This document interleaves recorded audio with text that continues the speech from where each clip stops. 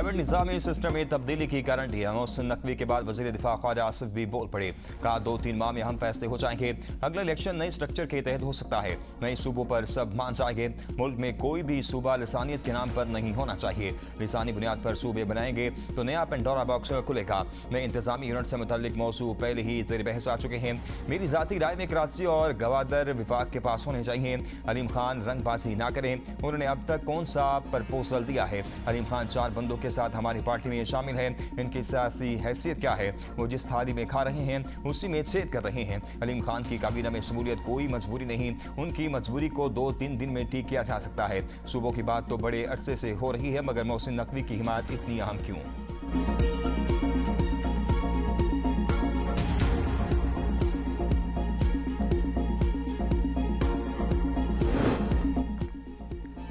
मुल्क का मौजूदा सिस्टम तबाह हो चुका। तबाही के हम सब जिम्मेदार हैं। नौजवान कहीं या कॉकरोच अगर ये इकट्ठे हो गए तो हर चीज़ को उलट सकते हैं। वज़ीर दाखिला मोहसिन नकवी का एतराफ़। इस्लामाबाद में इकनॉमिक समिट कॉन्फ्रेंस से खिताब करते हुए कहा, नौजवानों को लैपटॉप और टैबलेट देकर खुश नहीं किया जा सकता। नौजवान सिर्फ मेरिट और रोजगार चाहते हैं। इन्हें बाइख्तियार बनाने और नई क़यादत सामने लाने की ज़रूरत है। सियासी निज़ाम मुकम्मल तौर पर मफलूज हो चुका। 70 साल से मसाइल जूं के तूं हैं। खदशा है कि 10 साल बाद भी हम इसी तरह मसाइल का रोना रो रहे होंगे। जमहूरियत के अंदर भी 3-4 इकसाम के निज़ाम है। कोई एक निज़ाम मौजूद नहीं। इंतजामी यूनिट कहीं है, सूबे उनकी तरफ जाना होगा।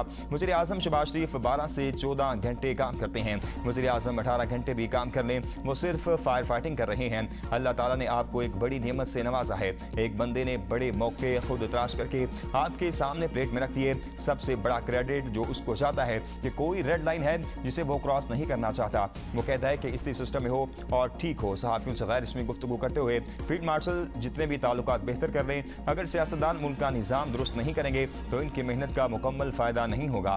फील्ड मार्शल मुतअद्दिद बार कह चुके कि वो जमहूरियत को डीरेल होने नहीं देंगे। मौजूदा हुकूमत अपनी मुद्दत पूरी करेगी। सिर्फ नून लीग और पीपल्स पार्टी नहीं बल्कि तहरीक इंसाफ को भी निज़ाम की बेहतरी के लिए साथ बैठना चाहिए।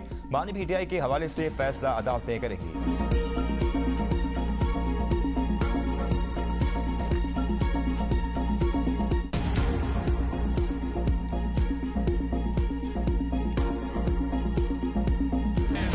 मैंडेट वापस किया तो विफाक में नून लीग की उल्टी गिनती शुरू हो जाएगी। Chairman Pakistan People's Party Bilawal Bhutto का नून लीग को अल्टीमेटम।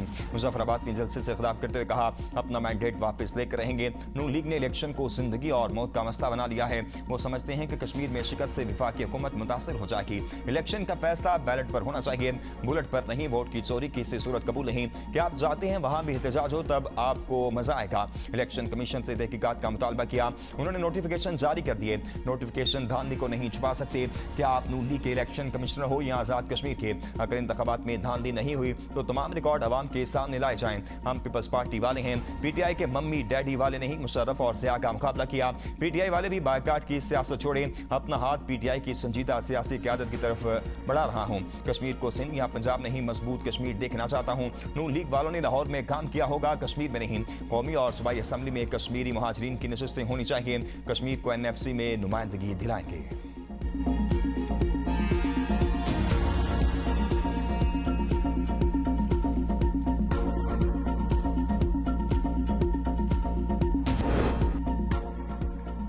पेट्रोलियम मसनूआत की नई कीमतों का ऐलान। पेट्रोल और डीजल एक बार फिर महंगा। पेट्रोल की कीमत में ₹1.09 का इजाफा। पेट्रोल की नई कीमत ₹336.15 फी लीटर मुकर्रर कर दी गई, जबकि डीजल ₹2.42 महंगा। डीजल की नई कीमत ₹393.04 फी लीटर मुकर्रर। नोटिफिकेशन जारी। आज फिर नई कीमतों का तयन किया जाएगा।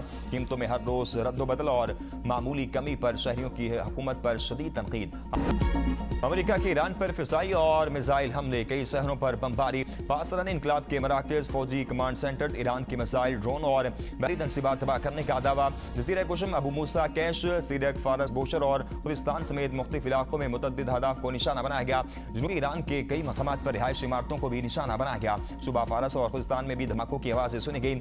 ईरानी सरकारी मीडिया के मुताबिक ईरान पर कवेल से अमरीकी मिसाइल हमले किए गए। सेंटकॉम के मुताबिक ये कार्रवाई मशरिक़ वस्ता में अमरीकी फौजी अड्डों पर होने वाले हमलों के जवाब में की गई। अमरीकी अखबार ने दावा किया है कि ईरान के खिलाफ जारी फौजी कार्रवाइयों का मंसूबा 2 हफ्तों तक जारी रह सकता है।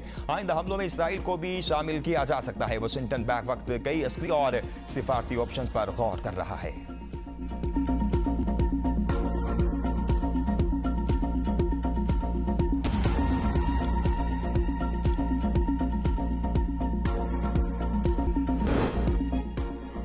इलेक्शन कमीशन ने महमूद खान अचकजई को पीके मैप का सरबराह मानने से इनकार कर दिया। चीफ इलेक्शन कमिश्नर की सरबराही में 5 रुकनी कमीशन ने पश्तून खा मिल्ली अवामी पार्टी के इंट्रा पार्टी इंतखाबात न करवाने, आइन में तब्दीली और पार्टी अकाउंट्स पर इतराज़ात के केस की समाअत की।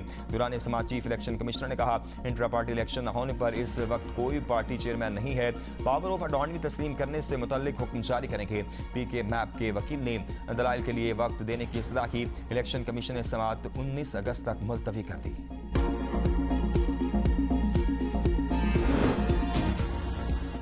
आज़ाद कश्मीर इलेक्शन का दूसरा मरहला। मुजफ्फराबाद के 3 अजला की 7 और 12 मुहाजिर नशिस्तों पर पोलिंग 2 अगस्त को होगी। इंतखाबी मुहिम 31 जुलाई और 1 अगस्त की दरमियानी शब 12 बजे खत्म हो जाएगी। इलेक्शन कमीशन का कहना है, मुकर्रर वक्त के बाद हर किस्म की इंतखाबी मुहिम, जलसा, जुलूस, रैली और कॉर्नर मीटिंग पर पाबंदी होगी। इंतखाबी मुहिम के अख्ताम के बाद किसी भी इंतखाबी इज्तिमा के इनेकाद या शिरकत की इजाज़त नहीं होगी। सियासी जमातें और कारकुनान इंतखाबी कवानीन, ज़ाब्ता अखलाक और इलेक्शन कमीशन की हिदायत पर मुकम्मल अमल दरामद यकीनी बनाए। ज़ाब्ता अखलाक की खिलाफ वर्जी पर सख्त कानूनी कार्रवाई अमल में लाई जाएगी।